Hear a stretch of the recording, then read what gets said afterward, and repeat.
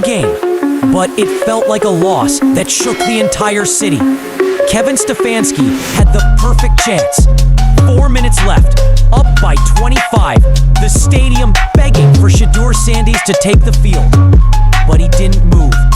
Instead, he laughed on the sideline, arm around Dillon Gabriel, as fans chanted, "We want Shedeur." That single decision, that smirk, that silence might have just destroyed the last bit of trust inside the Cleveland Browns locker room. Because this wasn't about football anymore. It was about control. It was about ego. It was about a coach daring the entire city to question him. Sunday night, Cleveland ripped through the Miami Dolphins. Quinshon Judkins ran wild. 3 touchdowns, over 140 yards. Complete domination. By halftime, it was clear. The Browns were the better team. But as the clock wound down, the real story wasn't on the field. It was sitting quietly on the sideline. Helmet on, eyes locked in. Shedeur Sanders. Every fan in the stadium knew what was coming. With the Browns ahead by 4 scores, this was supposed to be Shedeur's moment. A few safe snaps, a chance to feel the game speed, maybe even throw one deep. But when the offense huddled for the final drives, Dillon Gabriel jogged back out. The crowd erupted. Boos, chants, please. Put in Shedeur. Give the kid a shot. Nothing changed. Stefanski stood still, headset on, expression unreadable. Until the camera caught him smiling with Gabriel after a first down. That single image lit social media on fire. Analysts called it arrogant. Fans called it personal. And insiders started whispering, maybe it was.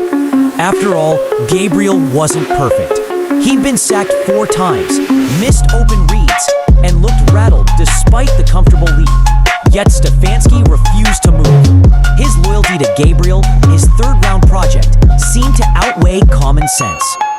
By the time the final whistle blew, the scoreboard said 38-13. But in Cleveland, nobody was celebrating. The Browns had won the game, but Kevin Stefanski might have just lost the locker room. The moment they stepped off the field, the energy shifted. No cheers, no smiles, just silence.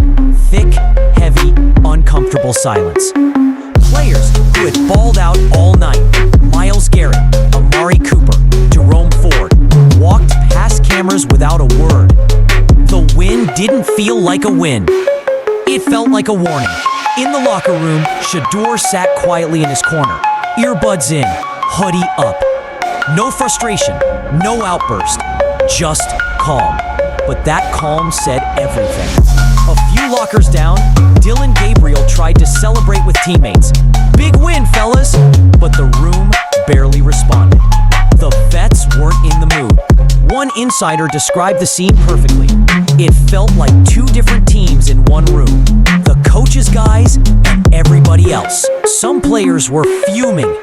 Not because of Shedeur, not even because of Gabriel, but because of how Stefanski handled it. A few claimed the coach had told them privately during the week that Shedeur might get reps if the game got out of hand. When that didn't happen, trust broke. Judkins reportedly tossed his gloves at his locker and muttered, "Man, they playing politics, not football." Even veterans who usually stayed neutral couldn't hide it. One offensive lineman said later, "You could feel it. Everyone knew Shedeur should have touched the field." Meanwhile, Stefanski walked in, clapped once, and said, "Proud of you guys. A win's a win. Let's stay focused." Then he left. No eye contact with Shedeur. No mention of the controversy. As soon as the doors closed, the noise started. Whispers, arguments, players venting to reporters they trusted. By the next morning, the locker room tension had become national news. ESPN, FS1, Twitter. Everyone was talking about it. The headline said it all. Stefanski's decision sparks rift inside Browns. Has he lost the team? And deep down, everyone in Cleveland knew this wasn't just media drama. This was the beginning of something breaking. It didn't take long for the walls to start talking. By Monday morning, every major sports outlet had something. Anonymous team sources, close insiders, players familiar with the situation. Suddenly, stories about Shedeur Sanders and Dillon Gabriel were everywhere. At first, the leak sounded small, just locker room friction or disagreement over reps. But within hours, things escalated. One outlet claimed Shedeur confronted Stefanski after the game. Another said Gabriel had the locker room split down the middle. None of it confirmed, but the smoke was thick enough that everyone started looking for fire. Reporters began digging deeper. Some noticed that Shedeur had unfollowed the Browns' official page on Instagram. Others pointed out that several players had liked cryptic tweets, posts about loyalty, truth, and real ones getting benched.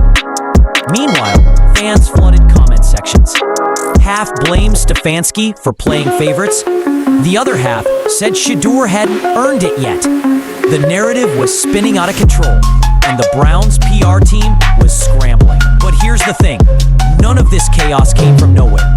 Behind the scenes, players were talking.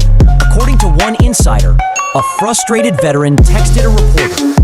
They treating Shedeur like a rookie, but man's been ready. Whole team knows it. And once that message hit the airwaves, it was over. Cleveland was officially divided. The Shedeur side versus the Stefanski loyalists. Inside the facility, tension was thick enough to choke on. Every glance, every side conversation felt like surveillance. Players stopped trusting each other. Assistant coaches avoided questions. When Stefanski was asked directly about the reports, his answer only fueled the fire. "I don't deal in rumors," he said coldly. "We're focused on winning football games." But the truth? The rumors were already winning. Because once leaks start, you can't contain them. And the next leak, the one that hit midweek, would change everything. By Wednesday morning, it wasn't just whispers anymore. It was war. A major leak dropped on Cleveland Insider Network. And this time, it wasn't speculation. It was details. Real ones. A team staffer, described as someone close to the quarterback room, reportedly leaked a recorded conversation between two Browns assistants. The audio, which spread across social media in minutes, caught one coach saying, "Shedeur's been balling in practice, but Kev's made up his mind. It's Dillon's team no matter what." That single line detonated the entire franchise. Fans went nuclear. Sports talk shows went wall to wall. And inside the locker room, phones were buzzing non-stop. Players were furious, not just about the leak, but about what it exposed. By noon, reporters surrounded the Browns facility. Stefanski canceled his scheduled press availability, citing team matters. But everyone knew what that meant. The team was spiraling. Inside sources say Shedeur Sanders showed up to the facility silent, hoodie pulled up, refusing interviews. Meanwhile, Dillon Gabriel tried to act unfazed, but even he couldn't escape the tension. Teammates barely spoke to him during warm-ups. One player told The Athletic, "You could feel it. Like everyone knew someone in that building was lying, but no one knew who." And then to make matters worse, a new clip surfaced that evening. A sideline video showing Stefanski smiling and patting Gabriel on the back, while Sanders stood behind them, helmet in hand, waiting. The caption? "This is what favoritism looks like." That post racked up over 4 million views in 6 hours. By nightfall, the Browns weren't trending for their win, they were trending for chaos. The story had escaped the locker room, spilled onto every feed, and was now threatening to define Kevin Stefanski's entire season. And the worst part? The biggest leak, the one that no one saw coming, was still waiting to drop. Thursday morning hit like a thunderclap. Cleveland woke up to the headline every Browns fan had been waiting for and dreading at the same time. Source of the Shedeur leak identified.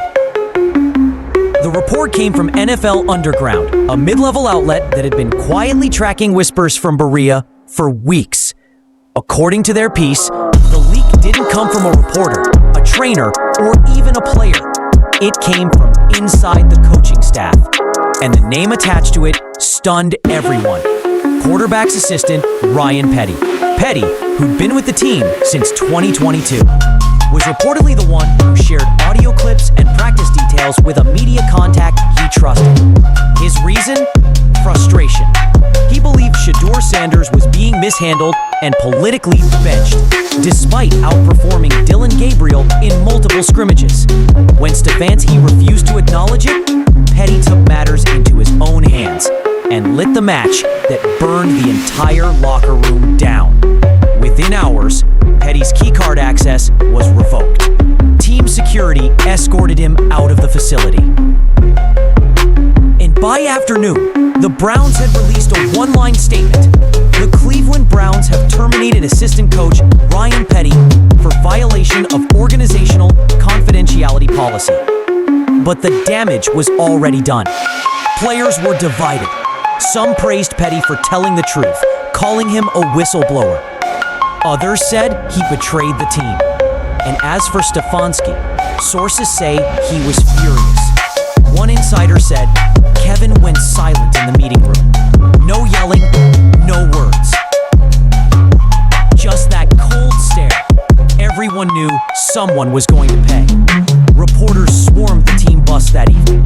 Stefanski refused to comment. Shedeur kept his head down. But Dillon Gabriel?